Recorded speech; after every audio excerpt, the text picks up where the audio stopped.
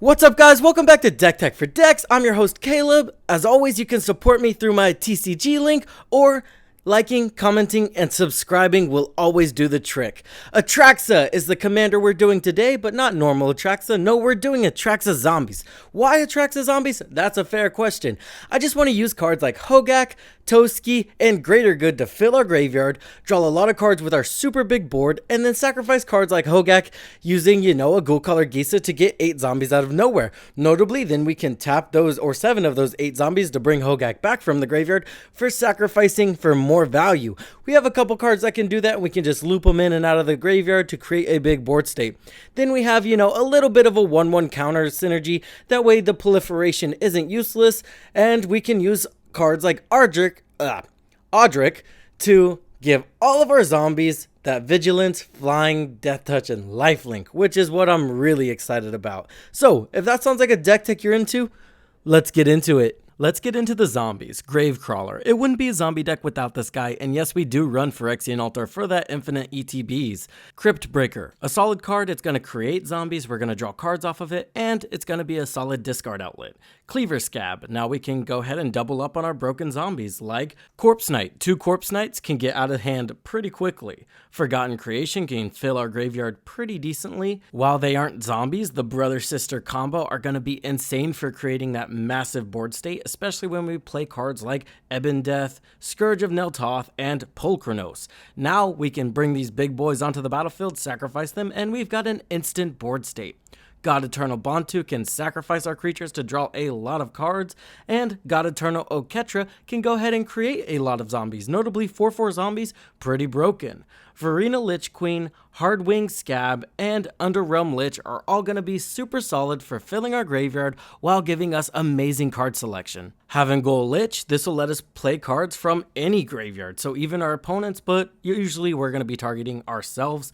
Phyrexian Delver, super solid, we pay life, our commander has lifelink, and we get one of those massive creatures onto the battlefield. Grimgrin, all you need is a sack outlet, and this guy's going to just destroy all of our opponent's key pieces. Nivendrel, this guy just destroys everything, on top of creating a board state. You gotta love it. Field of the Dead, if we get enough lands onto the battlefield, we're just gonna start landfalling zombies onto the battlefield. And Wand of Orcus, our commander does have evasion, so it's not hard to equip this to our commander and then start creating a huge board state. Moving on to our small counter strategy, we have Master Biomancer. This guy can get massive and start putting massive zombies onto the battlefield. Machias, the Lunarch.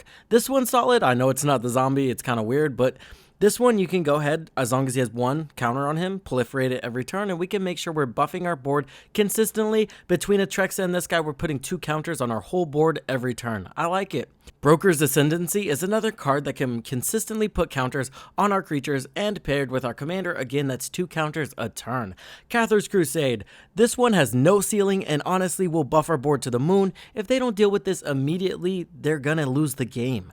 Felidar Retreat, another solid one that, as long as we're playing lands, which we do play a healthy amount of lands in this deck, we are going to be able to get the counters on our creatures while also being able to go wide with those cats, right? Rafine, Scheming Seer. I like this one because 1, we're going to connive X, and X will be equal to our board state, so we can go ahead and draw a lot of cards, discard a lot of cards, and then we're going to get 1 really massive creature off of that. Master Chef is another solid one that just throws a counter on a creature whenever it enters the battlefield. And then we have Governor Township. It's going to give us some extra utility because it is a land, right? Moving on to the supporting cards of the deck, we have Swiftfoot and Lightning Greaves to protect any of our key pieces. Old One-Eye and Hogak are going to be amazing pieces that we can reanimate over and over again to sacrifice over and over again. Additionally, One-Eye will come with 2 things to sacrifice, and he gives our creatures trample, so he has that added utility. Audric, this guy's going to give all of our creatures all of the keywords that our commander has, which is going to be extremely broken. Buried Alive can tutor up our most impactful creatures and throw them into the graveyard. Gravecrawler's looking pretty attractive here, as well as that Hogak, right? Diabolic Intent, sacrifice a creature, tutor up a card, pretty solid. Worldly Tutor, we're going to get a creature on top of our library. And then we have Fauna Shaman, another discard outlet that can tutor up any creature in our library. You gotta love it. Marin of Clan Neltoth, it'd be kind of weird to include her dragon and not her. Additionally, she's just super solid. If we don't have a way to bring our key pieces back from the graveyard, we can just use this girl. Let's talk about the card advantage of the deck. We have Vivian Reed. This one's super solid because that +1's almost never going to whiff. The -3 can go ahead and be solid removal, and then that ultimate, which will not be that hard to hit because we have ATRAXA as our commander, is going to give our creatures an insane emblem to work with for the rest of the game. Chulane, Teller of Tales, and Inga and Asika. Not only are both of these card advantage, but they are both also ramp. Super broken in the deck, especially in those go wide creature strategies. Orin Frostfang, and Toski Bear of Secrets. Whenever we're going wide, we're just going to be able to draw more and more cards. Sylvan Library, super solid because our commander has lifelink. Anytime I have a way to gain consistent life in a deck, I'm throwing Sylvan Library in there. Greater Good. Again, Hogak, sacrificing Hogak to draw 8 and discard 3 sounds amazing. Moving on to ramp, we have Soul Ring as always, Nature's Lore, 3 Visits, and Farseek are going to be our amazing turn 2 ramp. Bloom Tender also hits that turn 2 requirement. Fairbrew Elder is a slightly more expensive Bloom Tender, but it's basically an auto-include in any 4-color deck. Cultivate and Kodama's Reach are amazing in those 4-color decks because not only do they ramp you, you can get some mana fixing while you're at it. Additionally, it's like putting a land into play and drawing a card. It just so happens that that card you draw is always a land. Ashnod's Altar and Phyrexian Altar, amazing sack outlets that can ramp us to the moon. Sword of Feast and Famine, we're throwing a lot of lands into play, we're playing a lot of creatures. Sword of Feast and Famine fits perfectly in this deck. The Great Hinge, another card that's going to fit perfectly in the deck. It's not only card advantage, but it is ramp. Additionally, we can gain some life off of it and put counters on our creatures, which is going to be amazing for that proliferate ability on ATRAXA. Moving on to removal, we kept it pretty simple. We've got Generous Gift and Beast Within to get rid of any of those pesky permanents we need to get rid of. Glenalindra Archmage is going to be amazing because she'll come back and counter something again. Additionally, we do have a couple ways to get her back from the graveyard. When she does die, she can honestly be a menace. An Offer You Can't Refuse, just a really efficient counterspell that sometimes people don't see coming.